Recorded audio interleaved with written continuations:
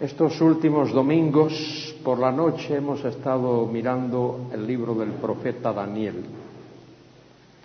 No hemos podido ver todos los detalles porque son muchos.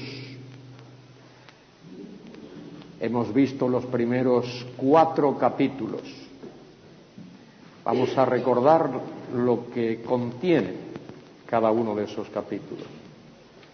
El capítulo 1 es la presentación de Daniel. Después de todo, Daniel era un muchacho cuando fue a Babilonia, 17 años, por ahí más o menos. Nadie conocía a Daniel. ¿Quién es este muchacho de 17 años para hablarnos a nosotros y para predicarnos la palabra? Dirían algunos. Bueno, Daniel era el hombre de Dios y llegó a ser un gran profeta. No era profeta de profesión, si me permites usar esa palabra. No era profeta porque su ocupación cotidiana era ser profeta. Daniel era el primer ministro en una corte de un rey pagano y después en otros reyes. Pero Dios le dio a Daniel el don de ser profeta. Y Cristo confirma ese don en Mateo 24:15. Cristo dijo: cuando veáis la abominación desoladora de la que habló el profeta Daniel. De manera que el mismo Señor Jesucristo confirma que Daniel era profeta. Pero en el capítulo 1 Daniel tiene que presentarse a sí mismo, tiene que decir quién es, de dónde viene, qué hace allí en Babilonia. Y ese primer capítulo es un tanto biográfico, es como si Daniel presentase sus cartas credenciales delante de sus lectores. Pero allí se nos dicen cosas muy interesantes de Daniel. Se nos dice que no era el único de aquel puñado de creyentes, de aquel remanente. Había otros 3, a los que conocemos por sus nombres babilonios de Sadrach, Mesach y Abednego. Y se nos dice también que Daniel propuso en su corazón no contaminarse ni con la comida ni con la bebida del rey. Eso significa que Daniel propuso vivir una vida santa, en medio del paganismo, de la maldad, del bullicio, del lujo y de la inmoralidad de aquellas cortes paganas.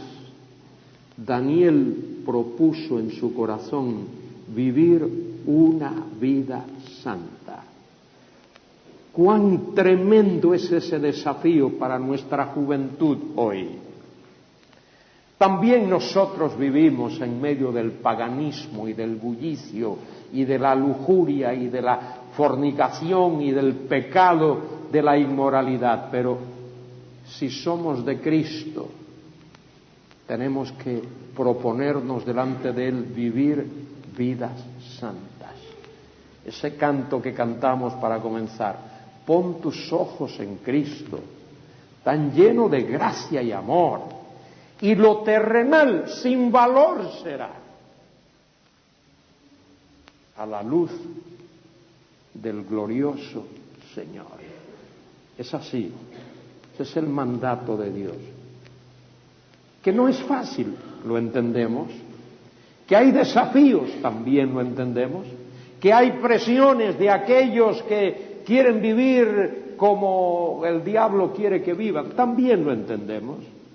Pero los retos y los desafíos de Daniel no eran en nada diferentes de los nuestros. Hay que proponer en el corazón hacer lo que propuso Daniel, y Dios puso a Daniel. Daniel propuso en su corazón vivir una vida santa y Dios puso a Daniel en gracia y le dio poder, y le dio vitalidad, y le dio testimonio, y le dio oportunidades, y le dio años para que diese testimonio de Dios. Más de 70 años de servicio al Señor. Bueno, eso es el capítulo 1. En el capítulo 2 está aquel gran sueño de Nabucodonosor. Tremendo es Dios, no hay palabras que uno pueda escoger. Cuán maravilloso es Dios. Mire, Dios utiliza a un rey pagano, Nabucodonosor, para que a través de él conozcamos ese plan tremendo de Dios que se llama los tiempos de los gentiles. La estatua aquella de Nabucodonosor representa o representaba los tiempos de los gentiles, desde que Jerusalén fue destruida, desde que Israel dejó de ocupar el centro mismo de influencia y de actividad sociopolítico, económico y religioso. Dios apartó a Israel a causa de su pecado y Dios ha dado ese privilegio ahora a los gentiles. Viene el día cuando el Señor Jesús ha de destruir todos los imperios y reinos y gobiernos de los gentiles, los va a hacer polvo, los va a pulverizar. Así como aquella piedra cortada, no con mano, golpeó aquella imagen sobre los pies, la hizo derribar y la misma piedra molió, trituró, pulverizó a todos aquellos metales y el viento se los llevó.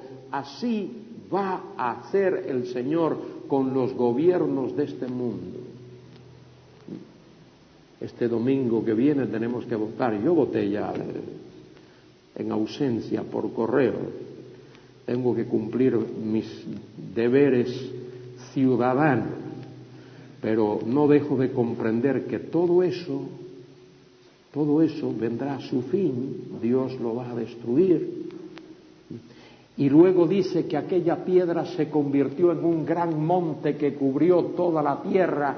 Y eso representa el reino glorioso de nuestro Señor Jesucristo. Cristo viene y va a regir a todas las naciones de la tierra con poder y gloria y majestad.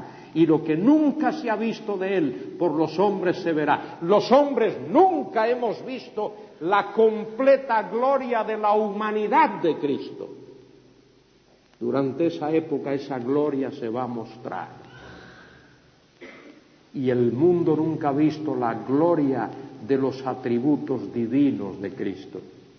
Y durante la era de ese reino, Cristo va a exhibir toda la majestad, toda la gloria, todo el resplandor, todo el fulgor, tanto de sus atributos humanos como de sus atributos divinos. Él lo hará. Y eso está allí en el capítulo 2. Luego en el capítulo 3 tenemos un cuadro de la maldad del hombre. El Nabucodonosor, que había recibido aquella revelación de Dios y había visto tan tremendo, tan espectacularmente como Daniel le había dicho el contenido del sueño y su interpretación. Ahora en el capítulo 3, Nabucodonosor se le ocurre levantar una estatua enorme. Y como tenía patria potestad, todos los que estaban dentro de sus dominios, los confines de su reino, tenían que hacer lo que él decía. Él ordena que todos se arrodillen delante de aquella estatua y la adoren al escuchar cierta música. Pero yo me imagino que aquella estatua era representativa de la misma persona de Nabucodonosor. Porque Nabucodonosor es una especie de precursor del anticristo, que toda la humanidad le adore. Pero allí hubo 3 jóvenes, Sadrach, Mesach y Abednego, que dijeron: no, nosotros no adoramos ídolos, nosotros adoramos al único Dios vivo y verdadero. Pero mirad, es que os vais a ir a parar a un horno de fuego ardiendo. No importa. Ese es el precio que hay que pagar. Dicen Sadrach, Mesach y Abed, ¿estamos dispuestos a pagar el precio? Para honrar, glorificar, servir, humillarnos delante de Dios, estamos dispuestos a pagar el precio. El precio es ir a aquel horno, estamos dispuestos. Y Nabucodonosor, lleno de ira, echó a aquellos 3 jóvenes en aquel horno. Y para su sorpresa, en lugar de 3, hay 4 dentro. Y para su sorpresa, en lugar de achicharrarse instantáneamente, aquellos jóvenes están caminando allí, dentro de aquel horno, tranquilos, y hablando con la 4ª persona que está allí con ellos. Yo sugiero que esa 4ª persona que aparece allí, que Nabucodonosor dice que tiene el aspecto de hijo del hombre, es el Señor Jesucristo antes de su encarnación. Es una teofanía o una cristofanía que está allí con ellos, porque el Señor promete estar con nosotros. Él dice que cuando cruces por los ríos, no te van, y cuando atravieses las aguas de los diluvios, no te van a negar, y si por el fuego, no te vas a quemar. Y el Señor cumple su promesa. Mire qué tremendo es Dios.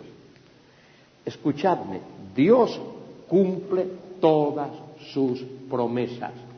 Todas sus promesas las cumple, todas. ¿Por qué? Mire, una razón. Escuchamos a los políticos de esto, todos ellos, todos prometen a derecha, prometen izquierda, prometen arriba, prometen abajo, prometen de costado, prometen de todo lo que haya que prometer. Pero el que sea electo no va a cumplir esas promesas, sea quien sea. Por lo menos todas no las va a cumplir. Y las que cumplan no las va a cumplir en su perfección, en la totalidad de su contenido.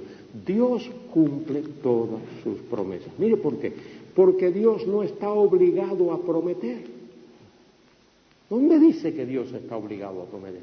Dios no está obligado a prometerle nada a nadie. Como Él no está obligado a prometerle nada a nadie, todo lo que Él promete lo cumple, porque si no lo fuera a cumplir, no lo prometería, porque Él no está obligado a prometerle nada a nadie. Es así de sencillo. Y ahí está el Señor, y el Señor libra a aquellos jóvenes. Y uno se imaginaría que la experiencia del capítulo 2 conmovería a Nabucodonosor y que se convertiría en nada. Y uno pensaría que la experiencia del capítulo 3 conmovería a Nabucodonosor y se arrepentiría y aceptaría a Dios en su vida. Nada.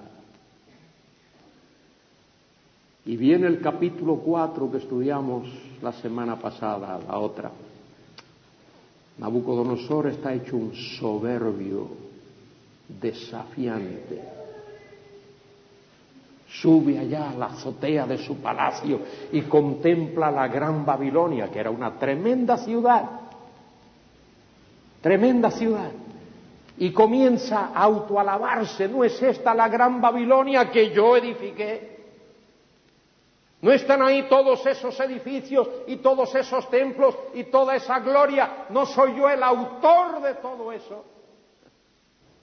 Y cuando está en esa situación, Dios lo humilla y lo hace comportarse como un animal. Interesante lo que dice el capítulo 4, versículo 17. Este es un texto sobre el cual uno puede predicar todo un mes. Dice, la sentencia, eso de convertirse como se convierte, la sentencia es por decreto de los vigilantes.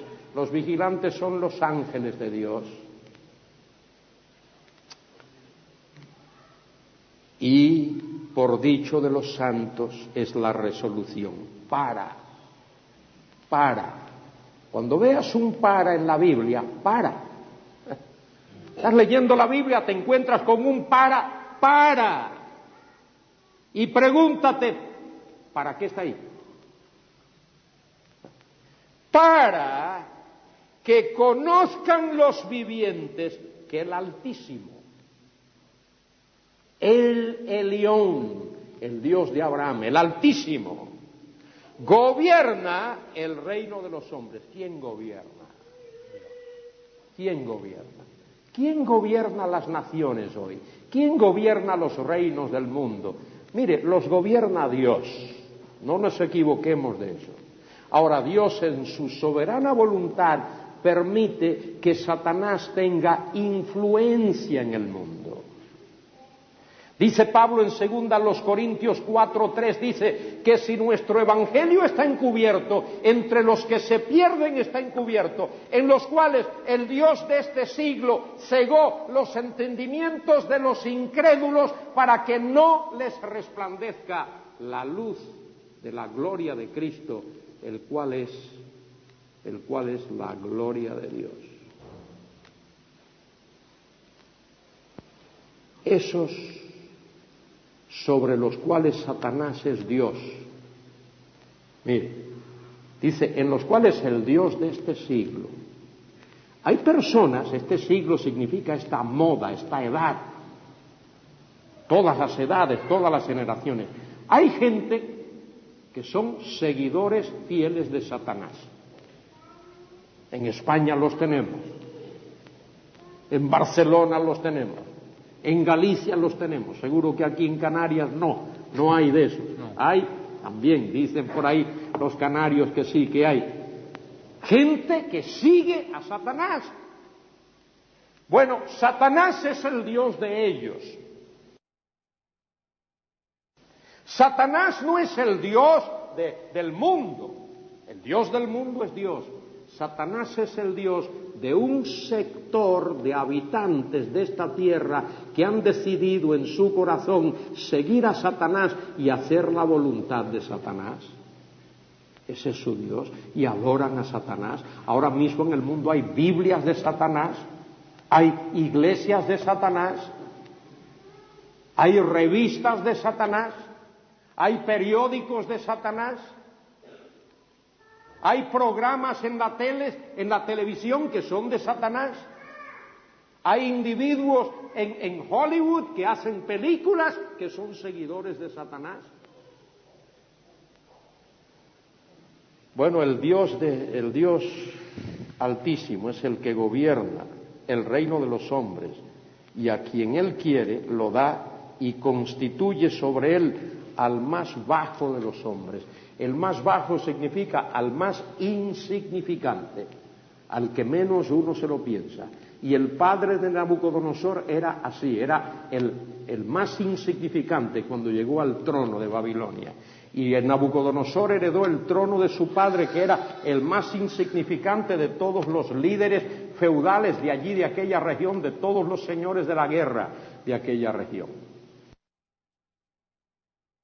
Bueno, ese es en el capítulo 4, y Dios humilla a Nabucodonosor y lo hace comer hierba hasta que él alza sus ojos. Y Dios le dio a Nabucodonosor todo un año, dice ahí el texto en el versículo, creo que el versículo 29, sí, al cabo de 12 meses, un año, los meses de aquellos días, igual que los nuestros, meses de 30 días, años de 12 meses. Al cabo de 12 meses, un año, Dios le dio a Nabucodonosor todo un año para que se arrepintiese. Y cuando alzó sus ojos al cielo, Dios lo restauró a su reino. Eso está escrito en la historia secular de Babilonia, que unos 7 años antes de su muerte, Nabucodonosor sufrió una enfermedad. Los médicos de aquellos tiempos no pueden describirlo, pero describir la enfermedad, diagnosticarla, dicen que se comportaba como un animal, tal como lo explica Daniel aquí.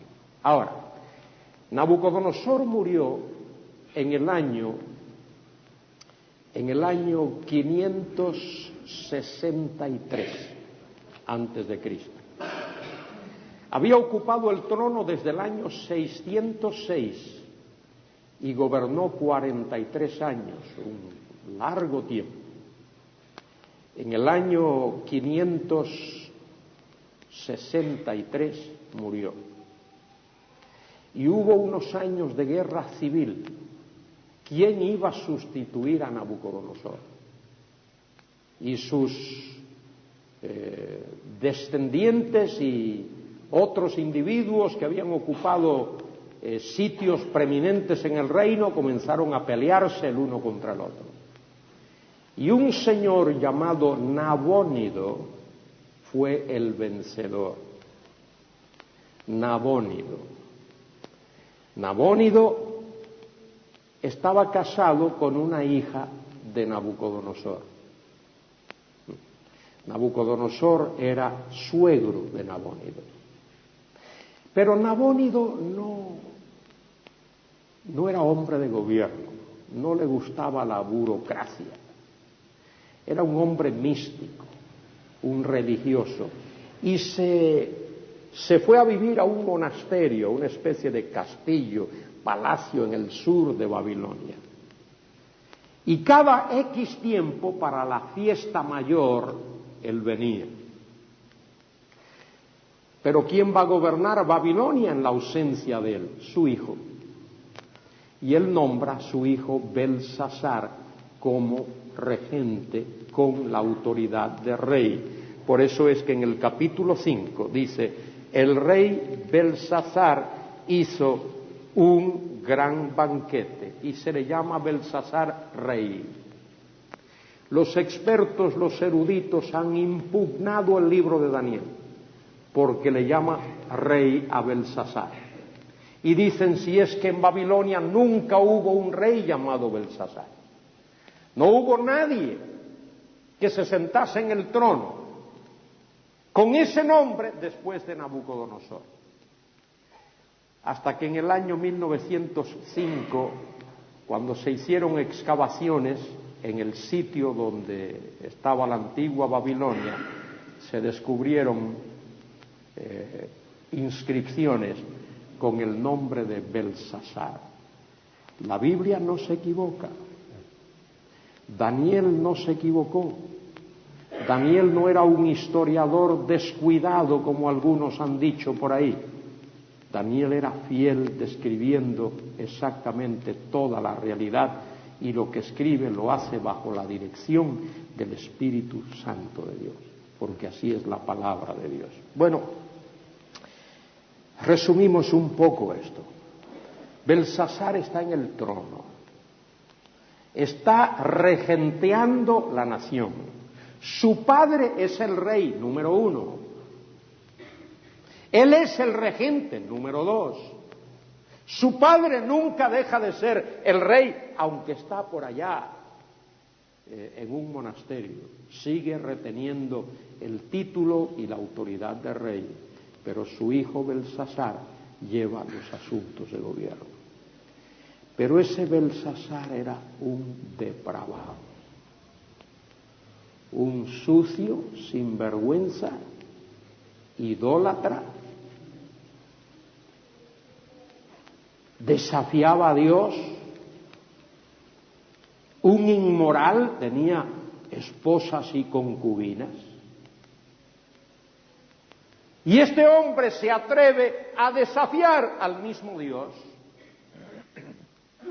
Parece que era, qué sé yo, su cumpleaños. Pudo haber sido, no se dice en el texto. Y este hombre quiere celebrarlo a lo grande. E invita a 1000 de sus príncipes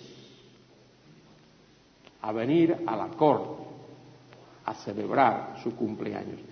Seguro que esa celebración no era de un día, duraba días, incluso pudo haber durado semanas. Todas las noches se hacía algo diferente. Y había de todo, bebida, toda la que quisieras, inmoralidad y pecado abierto. Y parece que ya por último, ya no sabía este hombre qué hacer y ordena, manda que se trajesen los vasos sagrados que Nabucodonosor, ahí se le llama varias veces Nabucodonosor su padre. Pero Nabucodonosor no era su padre. Nabucodonosor era su abuelo.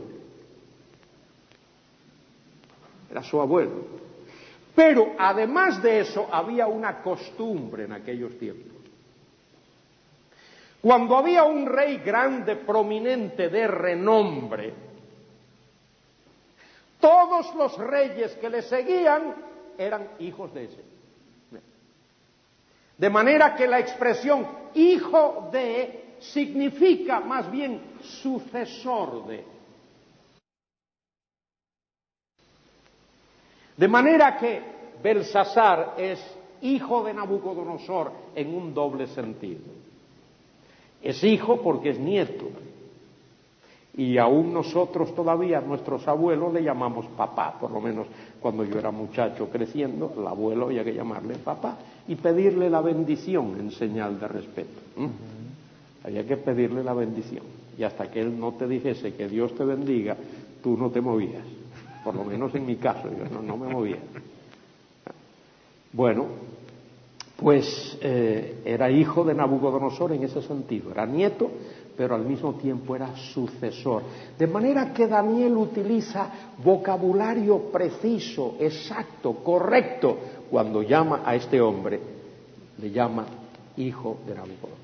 Y traen aquellos vasos para que bebiesen. Dice, y bebieron vino, versículo 4, y alabaron a los dioses de oro. Esa era una gama. En Babilonia había más de 3000 deidades. La madre de la idolatría es Babilonia. Por eso Dios va a juzgar Babilonia. Ahí donde se está peleando la guerra esa de Irak y está todo ese desorden, eso es en preparación. Un día Babilonia va a volver otra vez, va a volver por sus fueros y se va a convertir en un sitio prominente, muy importante en el mundo, socialmente, políticamente, económicamente e incluso hasta religiosamente. Porque Dios ha prometido en Isaías 47 y en Jeremías 50 y 51, Dios promete que Él va a destruir a Babilonia. Y Babilonia nunca ha sido destruida. Ningún gobierno, ninguna nación, ningún rey, ningún general, ningún ejército jamás ha destruido a Babilonia. Babilonia fue abandonada y la arena del desierto sepultó la ciudad. Hasta que, como he dicho ya, a principios del siglo pasado comenzó a ser desenterrada, se descubrió el sitio y precisamente el dictador de Irak, Saddam Hussein, ordenó que fuera desescombrada y ya ha habido fiestas religiosas allí y se ha adorado a Ishtar. Está la puerta de Ishtar, toda una parafernalia, una estructura, un sistema. Bueno, dioses de oro, de plata, de bronce, mire el rango de eso, de hierro, de madera y de piedra. Y cuando están en toda esa orgía, en todo ese bacanal, en toda esa fiesta, hay una pared, hay un encalado allí, y allí aparecen unos dedos, los dedos de una mano, y esos dedos comienzan a escribir. Y escribe primero dos palabritas, mené, mené. Y luego una tercera palabra, tekel, y otra palabrita más, ufarsin.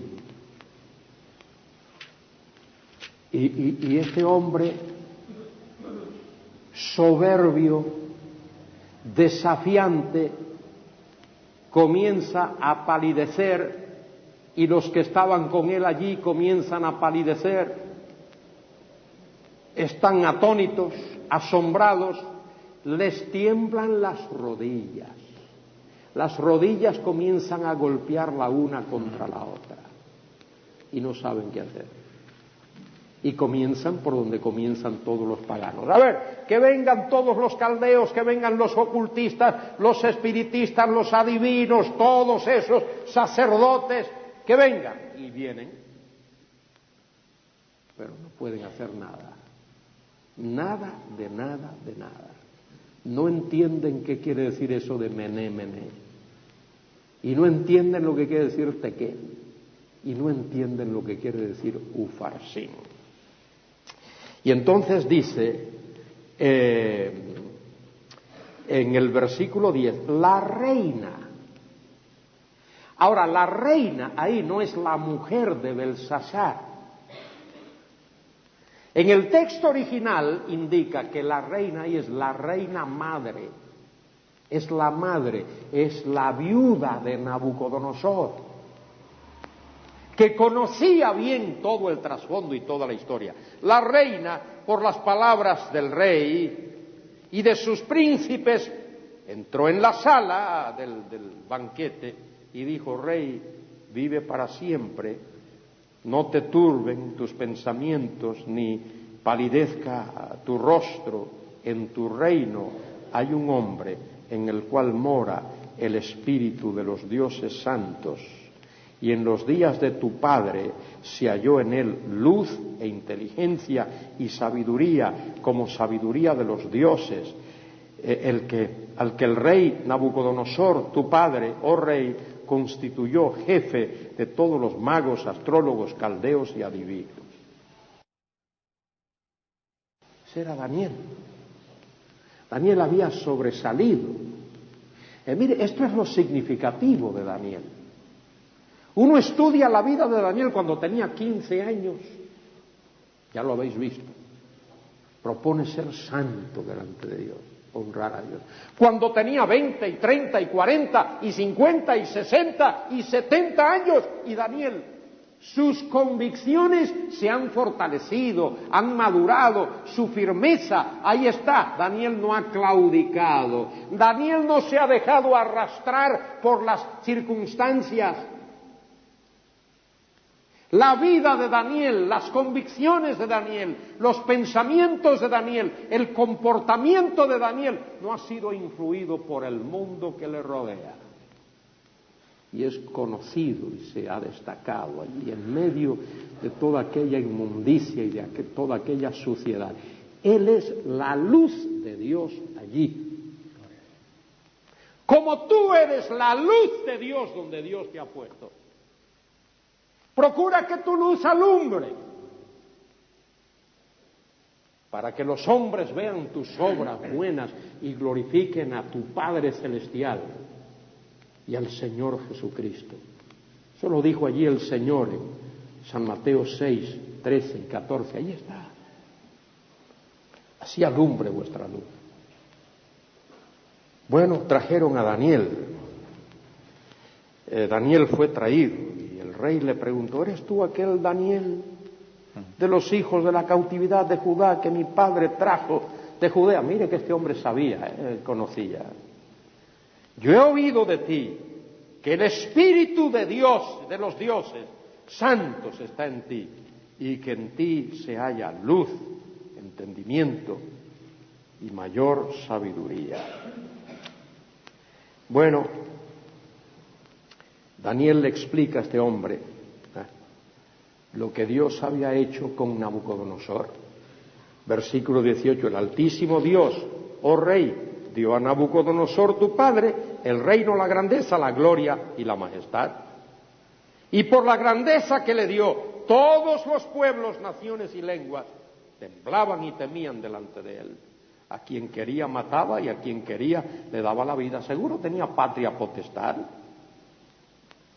Y luego, cuando su corazón se ensoberbeció, Daniel le dice, fue echado de entre los hijos de los hombres y su mente se hizo semejante a la de las bestias. Y le da testimonio. Y ahora viene algo sumamente importante para todos nosotros. Mire lo que dice el versículo 22. Dice: y tú, su hijo, Belsasar, no has humillado tu corazón sabiendo todo esto. ¿Veis ahí? Sabiendo todo esto. El ser humano no es ignorante.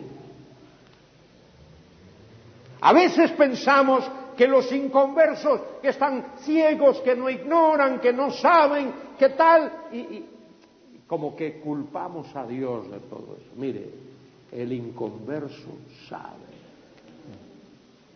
y sabe lo que debe hacer, y sabe lo que tiene que hacer. Aquí en España uno sale por ahí y le pregunta, oye, ¿sabes quién es Jesucristo? Sí. ¿Sabes lo que Cristo hizo? Sí. ¿Qué hizo? Pues mira, vino, murió en una cruz. ¿Y por qué murió? Mire, murió por nuestros pecados. ¿Y qué pasó después que murió? Bueno, que resucitó. Y te dicen todo eso. Entre paréntesis, ahora ha salido una película. Se llama La Pasión. Me acabo de leer 2 críticas sobre esa película, de personas solventes. Dicen que es la mejor película sobre el tema de la muerte y resurrección de Cristo que se ha hecho hasta el día de hoy, que vale la pena verla.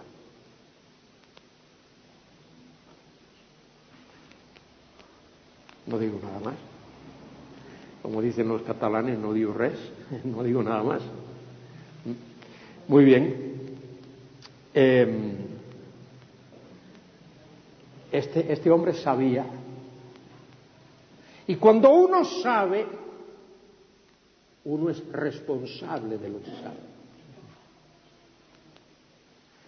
Aquí, ahora mismo, mirándome, ahí está ahí, aquí hay muchas personas que saben qué tienen que hacer para cumplir la voluntad de Dios en sus vidas, pero no lo están haciendo porque están desafiando a Dios y están viviendo en rebeldía, y luego se meten en problemas y caen en el hoyo y tropiezan y le ocurre qué sé yo cuántas cosas, y entonces quiere que Dios les ayude. Hay muchos que han echado fuera a Dios de sus vidas. Y luego tienen que pagar las consecuencias, tienen que sufrir las consecuencias.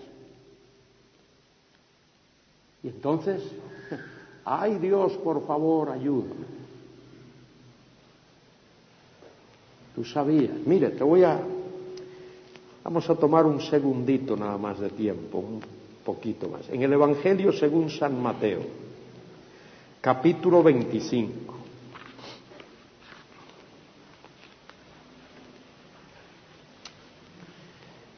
Los versículos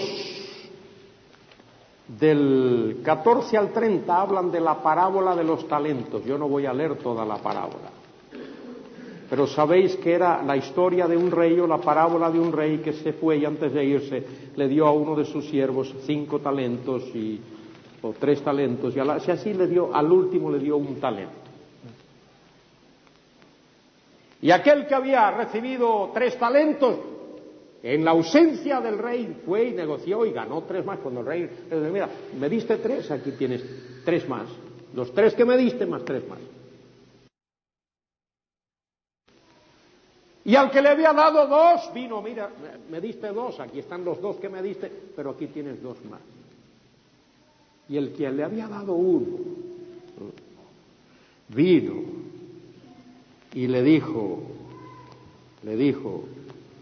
uy, yo sabía que eres malo, que eres áspero, que eres dictatorial, me diste 1 talento, mira, aquí te lo devuelvo. Ahora mire lo que le dijo el rey a ese hombre. Versículo 26, le dijo el rey, respondiendo su señor, le dijo, siervo malo y negligente, sabías, y si yo fuera tú ahora mismo, tomaría mi lápiz y le pondría un circulito a esa palabra que está ahí. Sabías que ciego donde no sembré y que recojo donde no esparcí. Por tanto, debías, y pongo otro circulito, sobre la palabra debías. Sabías, por tanto debías. Sabías, por tanto debías. Tú sabes. Tú no eres ignorante. Has oído la palabra de Dios una y otra vez. Sabes bien cuál debe de ser tu relación con Dios y con su palabra. Y sabes bien lo que significa adorar a ese Dios y leer su palabra y estudiarla. Y sabes bien lo que significa servir a ese Dios. Lo sabes. ¿Sabías? Debías. ¿Sabes? Debes. Eso fue lo que le pasó a este hombre. ¿Sabía todo eso? ¿Lo sabía? Daniel capítulo 5. Y tú y su hijo Belsasar, ¿no te has humillado tu corazón sabiendo todo esto? Sino que contra el Señor del cielo te has ensoberbecido. E hiciste traer delante de ti los vasos de su casa, y tus grandes, y tus mujeres, y tus concubinas bebisteis vino en ellos. Además de esto, diste alabanza a dioses de plata, de oro, de bronce, de hierro, de madera, de piedra, que ni ven, ni oyen, ni saben, y al Dios en cuya mano está tu vida y cuyos son todos tus caminos, nunca honraste. Lo sabías, pero nunca lo honraste. Entonces Daniel le dijo, mira, esto es lo que significa esa escritura. Mené, mené. ¿Por qué se repite la palabra? Porque esa palabra tiene dos significados: contar y poner fin. Dios ha contado tu reino y le ha puesto fin. Mené, mené. Tekel ha sido pesado en balanza y ha sido hallado falto. Te falta. Tú puedes traer todas tus buenas obras, todo lo que haces, todo. Nada, mira, delante de Dios, trapos de inmundicia. Trapos de. Nuestras justicias delante de Dios son trapos de inmundicia. Por las obras de la ley nadie se justificará delante de Dios. La salvación es un regalo de Dios, solo por la gracia de Dios. Porque por gracia habéis sido salvos por medio de la fe. Y esto no es de vosotros, es un regalo de Dios, no por obras para que nadie se gloríe. Y luego finalmente el ufarsín. Ahí viene la palabra ufarsín, Pérez, ahí está, implícita. Y Pérez tiene que ver con los persas. Tu reino Dios te ha puesto fin y lo ha entregado a los medos y persas. Y dice el texto allí, dice, la misma noche fue muerto Belsasar, rey de los caldeos. Vino Ciro el Grande con su ejército. Babilonia era una tremenda ciudad, eso se ha evidenciado ahora. Babilonia estaba rodeado de murallas. Las murallas de Babilonia eran tan gruesas, tan anchas, que podían circular 4 carros tirados por caballos, 2 en una dirección y 2 en otra, y así vigilaban la ciudad. 2 carros por encima de la muralla, iba como si fuese una de nuestras autopistas, daba la vuelta en una dirección y 2 en la otra. La noche cuando esto ocurrió, todos estaban borrachos. De manera que Ciro el Grande entró por el río Éufrates con su ejército, no tuvo, como se diría hoy, que disparar un solo tiro. Ocupó la ciudad y le puso fin al imperio de Babilonia, al imperio que Nabucodonosor había levantado. Y luego Ciro se fue a hacer más conquistas y dejó a Darío el Medo allí como rey de Babilonia. Y fue ese Darío al que vamos a ver la próxima semana, nuestro próximo estudio, cuando Daniel es echado en el foso de los leones, ya siendo un ancianito. Tú estás aquí, querido amigo, tú sabes, has oído. No te hagas el ignorante.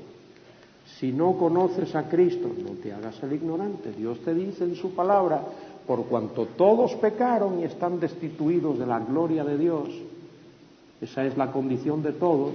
Pero también dice, Romanos 6:23, porque la paga del pecado es muerte, mas el regalo, la dádiva de Dios es vida eterna en Cristo Jesús, Señor nuestro. La salvación es un regalo. Y Jesucristo dijo, de cierto os digo, que el que oye mi palabra y crea al que me envió, tiene vida eterna. Y no vendrá condenación, mas ha pasado de muerte a vida. De manera que si tú no conoces, no tienes a Cristo en tu vida todavía, es porque no le has dicho al Señor, ven a mi corazón, sálvame. Primera de Juan 1:12 dice, 5:12 dice, el que tiene al Hijo tiene la vida, el que no tiene al Hijo de Dios no tiene la vida. ¿No tienes al Hijo de Dios en tu oración? No tienes la vida. Hombre, que yo respiro, que camino, que trabajo, no tienes la vida. Muertos no son los que descansan en la tumba fría, muertos son los que tienen muerta el alma y viven todavía. No tienes a Cristo en tu vida, estás muerto, en delitos y pecados, muerto. Y si tú eres creyente y estás viviendo tu propia vida, ya conoces a Cristo, pero estás haciendo tu voluntad, tú estás viviendo en un estado de mortandad espiritual, cuando debías de estar sirviendo al Señor. Entonces mi desafío a ti es, sirve al Señor, ama al Señor, adora al Señor, imita al Señor, y Él te ha de bendecir tremendamente.